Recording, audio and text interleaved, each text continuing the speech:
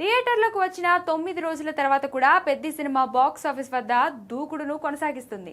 సాధారణంగా భారీ ఓపెనింగ్ సాధించిన చిత్రాలు మొదటి వారం త్వరగా వేగం తగ్గడం సహజం. పెద్దికి కూడా అలానే జరిగింది. అయితే ఇప్పుడు మళ్ళీ వీకెండ్ రావడంతో బుక్ మై షోలో ఈ చిత్రానికి బుకింగ్స్ పెరిగాయి. వీకెండ్ అడ్వాన్స్ బుకింగ్లు అసహజనంగా ఉండడం సినిమా రన్ ఇంకా బలంగా కొనసాగుతుందనే సంకేతాలను ఇస్తుంది. ముఖ్యంగా ఫ్యామిలీ ఆడియన్స్ యువత నుంచి వస్తున్న ఆదరణ రెండో వారంలో కూడా తగ్గకపోవడం చిత్ర బృందానికి పెద్ద ఊరటనిచ్చే అంశంగా మారింది.